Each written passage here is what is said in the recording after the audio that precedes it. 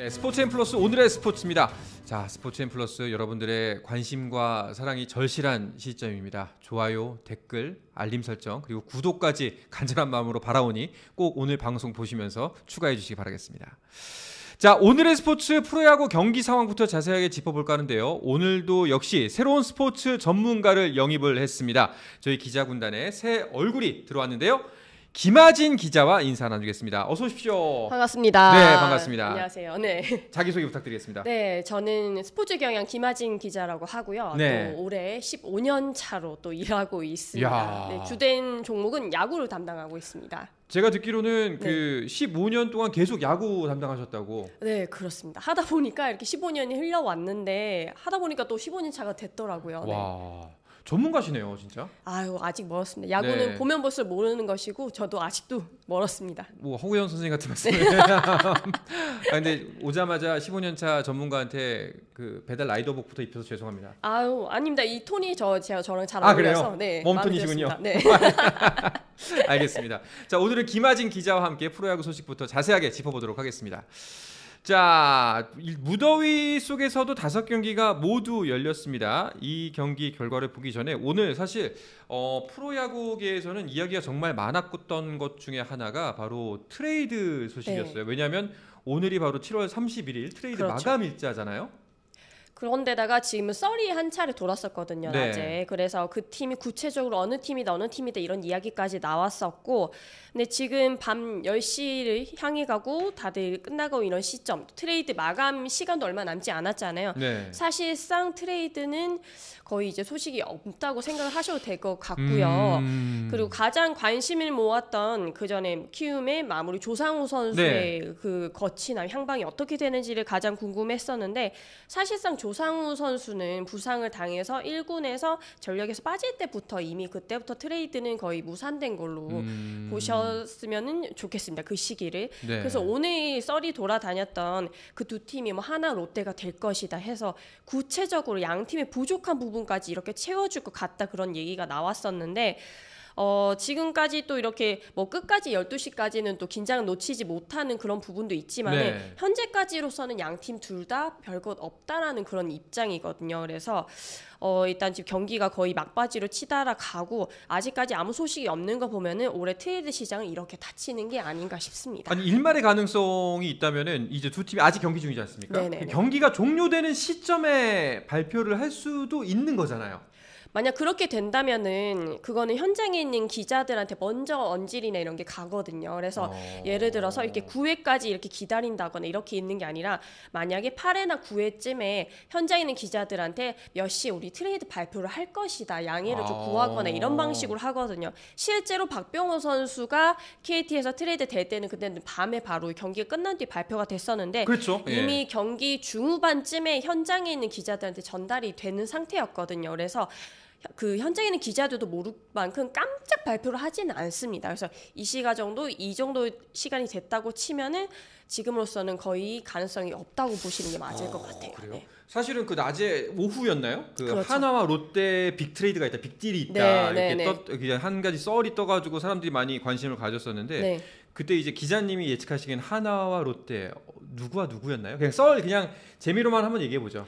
그렇죠. 일단 롯데는 지금 마운드 문제가 워낙에 심각하고 그래서 저도 약간 좀 의아하게 생각했던 것이 그 하나 경기를 최근에 취재를 갔을 때 하나에 가끔씩 유망주들 올려서 홈 경기에 올려서 훈련하는 거 지켜보고 하거든요. 김경문 감독이. 그런데 김범수 투수는 분명히 실전에 쓸 수 있는 투수인데 1군에 그냥 올려놓기만 하고 쓰지 않았단 말이죠. 그래서 이 친구가 혹시 매물로 나와 있었던 게 아닌가. 그래서 추측으로도 제 가장 많이 언급됐던 선수기도 하고요.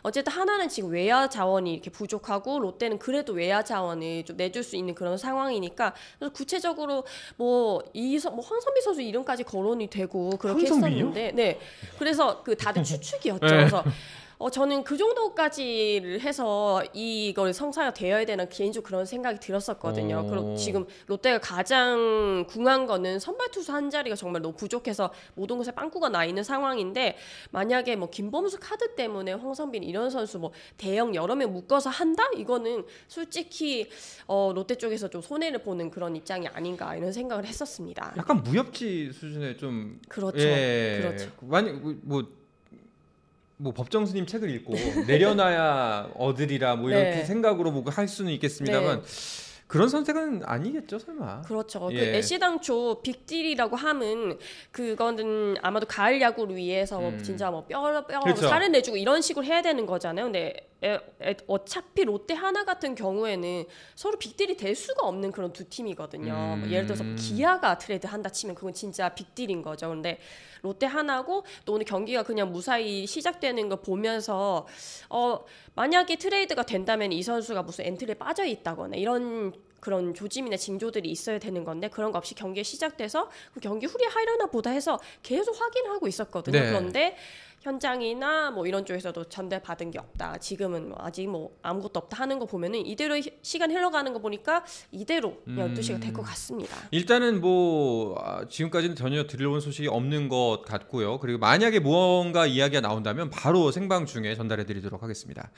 자, 그럼 오늘 있었던 경기 결과들 짚어보면서 이야기를 이어가 보도록 하죠. 오늘 첫 경기는 이 경기부터 봐야 될 것 같습니다. 오늘 미리 말씀드리자면 뭐 벌써 이제 포털이나 정보를 통해서 경기 스코어들을 보신 분들이 계시겠지만 대량 득점이 참 많이 났습니다. 네, 네. 날이 더워서 그런가 봐요. 날이 더우면 아무래도 타자들의 타격감이 더욱더 올라가게 되고 투수들은 제가 또 어제 잠실구장에서 취재를 했었는데 네. 그 코너 선수가 쓰러질 뻔했다고 본인이 스스로 얘기를 할 정도로 극심한 그 더위에 이렇게 시달리고 있습니다. 그런데 타격감은 물 오를 대로 물 올라 있고 투수들이 컨디션 떨어져 있는 상황이라서 지금 거의 모든 경기가 고척 경기를 제외하고는 이긴 팀들이 다 두 자릿수 네. 득점을 내고 있거든요. 광주는 지금 폭발을 하고 있고요. 그래서 오늘 경기들이 다들 투수들에게 좀 뭐 쉽지 않은 경기이지 않았나 지켜보는 입장에서는 또 점수 많이 나면 재밌겠지만은 네. 참 쉽게 끝나지 않는 경기들이 이어지고 있습니다. 그렇습니다. 제일 먼저 살펴볼 경기는 이제 류현진과 고영표의 대결로 눈길을 모았던 경기입니다.